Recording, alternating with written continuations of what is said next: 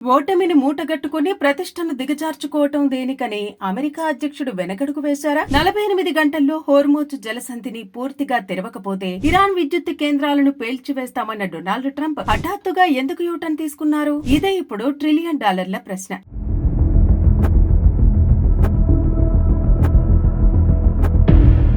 ఒక్కరోజు దాడితోనే ఇరాన్ మీద గెలిచేశామని మిడిసిపడ్డ అమెరికాకు టెహరాన్ ఎదురుదాడితో షాక్ ఇచ్చింది. 2 రోజుల్లోనే యుద్ధం ముగించవచ్చని ఊహల్లో విహరించిన శ్వేతసౌధ అధిపతి నేల మీదకు వచ్చారు.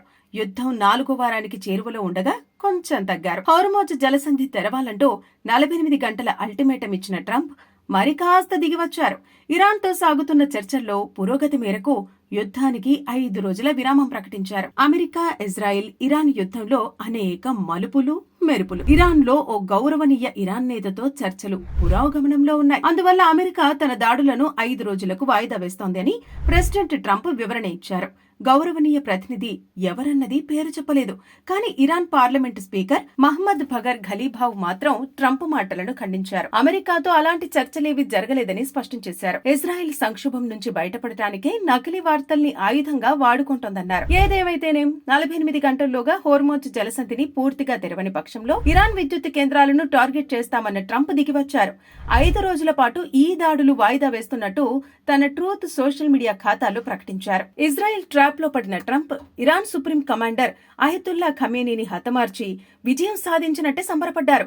ఇరాన్ కాళ్ల బేరానికి వస్తుందని, వెనుజువేలాలో ఇరాన్లో కీలుబొమ్మ ప్రభుత్వాన్ని ఏర్పాటు చేయాలని భావించింది. ఇరాన్ నిల్వ చేసిన యురేనియంను తేలిగ్గా అక్కడి నుంచి తెచ్చుకోవచ్చని అనుకుంది. కానీ తలచిందొకటి, జరిగింది మరొకటి. ఇజ్రాయెల్ ప్రతీకార జ్వాలలు చమురు మంటల కంటే వేడిగా అమెరికాను తాకాయి. డిగో గార్షియా మీద ఇరాన్ తన ఖండాంతర క్షిపణులతో దాడికి యత్నించడం అమెరికాను వణికించింది. యుద్ధ తంత్రంలో ఇంధన శక్తి మీద విధ్వంస క్రీడను ప్రపంచం ఉన్మాద చేష్టలుగా భావిస్తోంది.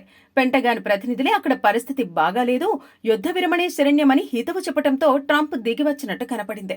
యుద్ధం ప్రారంభం ఘట్టం అమెరికా, ఇజ్రాయెల్దే. కానీ ముగించే దశ మాత్రం ఇరాన్ చేతుల్లోకి వెళ్లింది.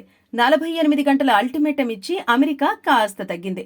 ఎడాపెడా వెల్లువెత్తిన వ్యతిరేకతతోనే దాడులకు 5 రోజుల విరామం ప్రకటించింది. మిత్రులైనా శత్రువులైనా బిజినెస్సే. తనదే పై చేయి ఉండాలనే చిన్న పిల్లాడి మనస్తత్వం, దుందుడుకు స్వభావం, అనాలోచిత నిర్ణయాలు, ఏదో చేసేసి గతంలో అధ్యక్షుల కంటే ఖ్యాతి తెచ్చుకుందాం అని ధోరణితో అమెరికా అధ్యక్షుడు డొనాల్డ్ ట్రంప్ అబాసుపాలయ్యాడు.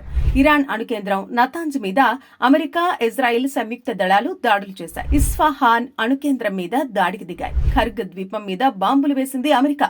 ఇరాన్లోని సౌత్ పార్స్ సహజ వాయు క్షేత్రం మీద ఇజ్రాయెల్ బాంబులు వేసింది. ప్రతిచర్యగా ఇరాన్ ఖతార్లోని రాస్ లఫాన్ క్షేత్రం మీద ఇరాన్ దాడికి దిగింది.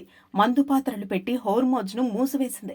అమెరికా ఊహకే అందని విధంగా డిగో గార్షియా మీద క్షిపణులు ప్రయోగించింది. ఇజ్రాయిల్లోని దిమోనా, అరాద్ నగరాలలో లక్ష్యాలను గురి చూసి కొట్టింది. ప్రస్తుతానికి అమెరికా అధ్యక్షుడు ప్రయోగించిన యుద్ధ విరామం ఒక వ్యూహం కావచ్చనే వాదన ఉంది. ప్రపంచానికి చమురు సంక్షోభ వేదన ఉంది. ఈ నేపథ్యంలో ఇప్పుడు ట్రంప్ ప్రకటన అమెరికా వెనుకడుగా లేక ఇరాన్ ముందడుగా, గెలుపెవరిది అన్న చర్చ కంటే ఈ మలుపు ఒక మంచికి, ప్రపంచ శాంతికి దారితీయాలి. తాను ప్రపంచ పోలీస్ అనే అహంకారం, భ్రమల నుంచి అమెరికా బయటపడాలి. విశ్వశాంతి నెలకొనాలి. అందరూ బాగుండాలి.